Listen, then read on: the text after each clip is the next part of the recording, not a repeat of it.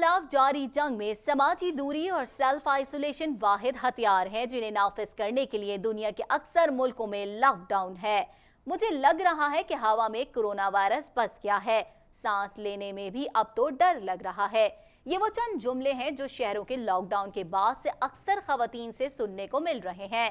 कराची के एक इलाके में मुकीम खातून फौजिया का कहना था कि शौहर समेत बच्चे भी घर पर होते हैं, या तो फरमाइशी खानों का सिलसिला लगा कर रखते हैं या फिर खबरें देखकर उन पर तबसरे करते रहते हैं। मुझे एक लम्हा कुछ सोचने समझने का नहीं मिल रहा, ना जाने ये सूरत हाल कब तक रहेगी। लॉकडाउन की वजह से सब लोग बहुत परेशान हैं, स्पेशली घर की ख़वातीन, क्योंकि पहले तो हस्बैंड्स काम पे जाते थे और बच्चे स्कूल, लेकिन अब सब लोग घर में ही हैं because of lockdown and because of this pandemic disease corona virus. हम सब ने इस डिज़ीज़ का मिलकर मुकाबला करना है, लेकिन घर की ख़वातीन बहरहाल बहुत परेशान हैं।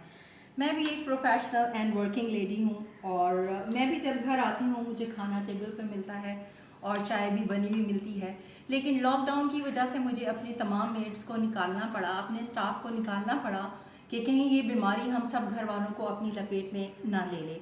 और समझदारी का तकाजा भी यही है कि इस मुश्किल वक्त में हम बहुत सारी चीज़ें जो हैं वो खुद मैनेज करें।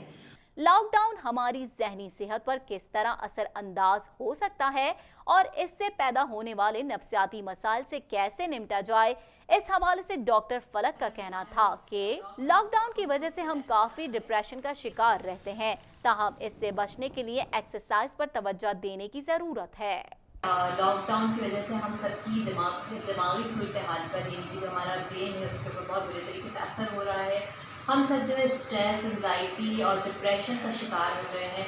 तो इससे बचने के लिए आपको इस तरह करना है और इस लॉकडाउन को आपको फ्रूटफुल ऐसे बनाना है कि आप लोग डीप ब्रीदिंग एक्सरसाइज कर सकते हैं। डीप ब्रीदिंग एक्सरसाइज इस तरह करनी होती है कि आपको अपने जो सांस को होल्ड करना है, आपने रिवर्स में काउंटिंग करनी है 9, 8, 7, 6, 5, 4, 3, 2, 1 इस तरह करके आपने फिर लंबा गहरा सांस छोड़ना है। फिर आपको 10 टाइम्स करना है।